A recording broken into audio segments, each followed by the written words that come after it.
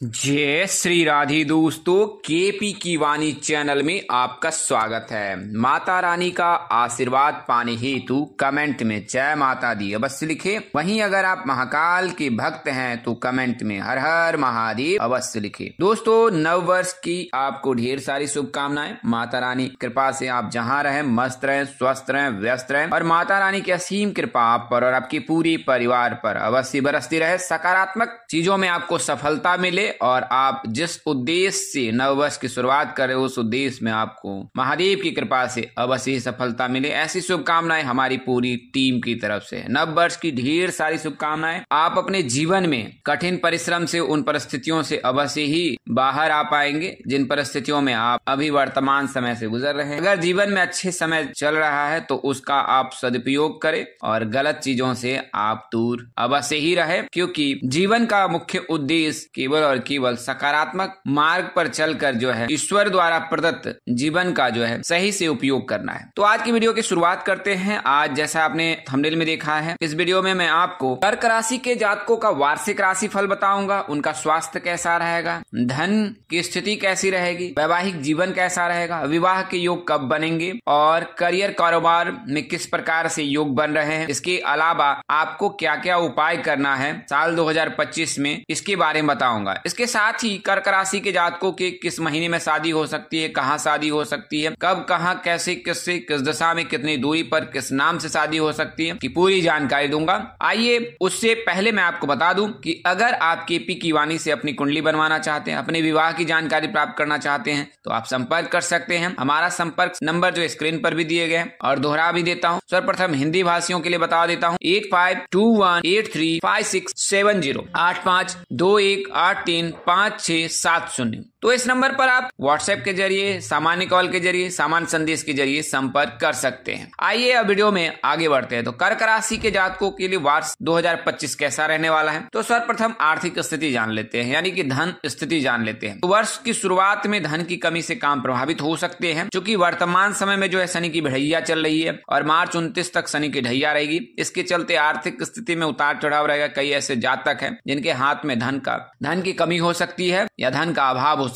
मार्च के बाद अटका हुआ धन वापस मिलेगा, रुका हुआ धन वापस मिलेगा, धन में आमदनी बढ़ेगी, कारोबार में आमदनी बढ़ेगी, कैरियर में सफलता मिलेगी। कैरियर आप स्विच करना चाहते हैं तो मार्च 29 के बाद जो है आप स्विच कर सकते हैं, आपके लिए समय उत्तम रहेगा। इस वर्ष आपकी आर्थिक स्थिति उतार चढ़ाव वाली रहेगी। इसमें जो है कभी सुधार तो कभी जो है परेशान करने वाली स्थिति रहेगी, लेकिन जून के बाद काम अच्छे रहेंगे। अगर कारोबार से जुड़े हैं तो जून के बाद आपको लाभ मिल सकता है। कैरियर संबंध की परेशानी जो है वो जून के बाद समाप्त हो जाएंगी, जिसके कारण आपको धन लाभ हो सकता है। राहु की स्थिति के कारण शेयर मार्केट में आप सावधानी पूर्वक निवेश करें। अगर आप कारोबार से जुड़े हैं, शेयर मार्केट से जुड़े हैं तो अगले साल निवेश करने के समय बारीकी से इस पर ध्यान दें। बड़े बुजुर्गों की सलाह लें, घर के बड़े सदस्यों की सलाह लें और उसके पश्चात ही आप शेयर जो है उसमें निवेश करें, बिटकॉइन में निवेश करें तो आपको अवश्य ही लाभ होगा। आय के स्रोत कम होने से जो है आप चिंता बनी रहेगी, लेकिन अगर आप चंद्रदेव की पूजा उपासना करेंगे तो आपकी चिंता अवश्य दूर हो जाएगी, क्योंकि आपके राशि स्वामी जो है चंद्रदेव हैं और आराध्य जो है देवों के देव महादेव हैं। तो अगर आप महादेव की पूजा उपासना करते हैं तो आपकी जो मानसिक तनाव की समस्या है वो अवश्य ही दूर हो जाएगी। बचत पर ध्यान दें और ध्यान बचत पर रहने के साथ साथ निवेश पर भी रहे, ताकि कि आपको आने वाले समय में धन का अभाव न हो। पार्टनर के साथ आपके संबंध अच्छे रहेंगे। इस वर्ष अपने खर्चों पर नियंत्रण रखने की कोशिश करें। अब बात करें सेहत की, तो छोटी मोटी बीमारियों से आप पीड़ित हो सकते हैं, पेट संबंधी परेशानी हो सकती है, मानसिक तनाव की समस्या हो सकती है, लेकिन 18 मई के पहले आप काफी सारी समस्याओं से बचे रहेंगे। 18 मई से पहले।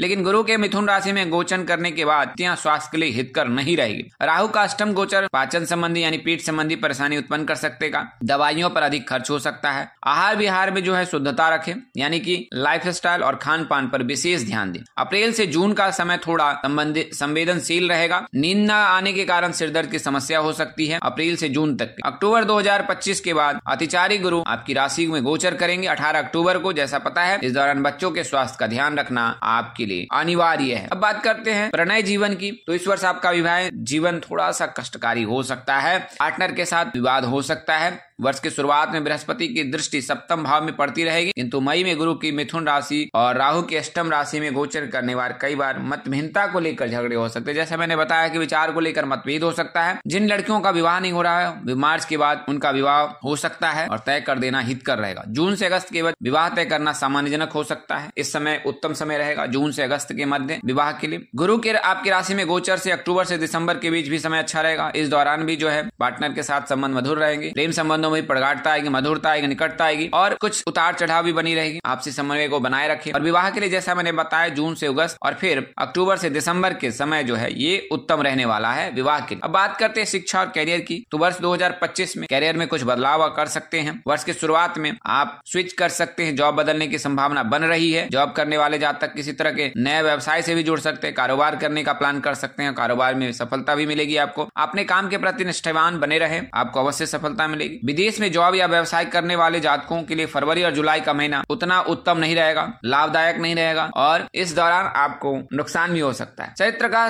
सही से पालन करें, क्योंकि कैरियर कारोबार सभी में जो है चरित्र का उचित रहना बहुत ही जरूरी होता है। फाइनेंस से जुड़े लोगों को मई के बाद थोड़ी सावधानी रखनी होगी। अष्टम भाव में राहु का गोचर आपको भ्रमित कर सकता है, इसका आप अवश्य ध्यान रखें, क्योंकि राहु जो है द्विस्वभावी जातक को द्विस्वभावी बनाता है। तो इस परिस्थिति में जातक जो है फैसले लेने में असमर्थ रहता है, तो इसका आप अवश्य ध्यान रखें। करना क्या है आपको, तो प्रत्येक शनिवार को बहती जलधारा में जौ बहाए। इसके अलावा शिव जी की आराधना, उपासना, पूजा अवश्य करें। अगर आप शिव जी के शरण चरण में रहते हैं तो यकीनन आपको आने वाले वर्ष में किसी प्रकार की कोई कठिनाई नहीं होगी। अगर कोई कठिनाई आने वाली भी होगी तो वो टल जाएंगी। वहीं आप रोजाना जो है शिव जी की जो है जलाभिषेक अवश्य करें। चंद्रमा का जो है दर्शन आप अवश्य करें। चतुर्थी तिथि को छोड़कर जो है शुक्ल पक्ष में अगर आप 2 से 3 मिनट भी चंद्रमा का दर्शन करते हैं और चंद्रमा के सानिध्य में रहते हैं तो आपको बहुत लाभ होगा, मन प्रसन्न रहेगा और मानसिक तनाव से भी मुक्ति मिलेगी। अब बात करते हैं विवाह की। तो साल 2025 में कर्क राशि के जातकों के लिए विवाह के प्रबल योग हैं। जैसा मैंने बताया है कि जून और अगस्त के बीच विवाह तय हो सकता है और अक्टूबर से दिसंबर के मध्य विवाह के योग हैं। इससे पूर्व भी मार्च 29 के बाद जब शनि की ढैया समाप्त हो जाएगी तो फिर आपके लिए विवाह के योग बनेंगे। गुरु की 11वीं दृष्टि जो है आपके लिए विवाह का योग बना रहा है। अगर आप कर्क राशि के जातक हैं तो गुरु का जो गोचर कुछ इस प्रकार से रहेगा। साल 2025 में गुरु 14 मई 2025 को जो है मिथुन राशि में गोचर करेंगे और 17 अक्टूबर 2025 तक जो है मिथुन राशि में रहेंगे। 18 अक्टूबर 2025 को जो है गुरु गोचर कर जाएंगे कर्क राशि में और फिर 5 दिसंबर तक कर्क राशि में रहेंगे और फिर वक्री चाल चलकर मिथुन राशि में 5 दिसंबर को जो है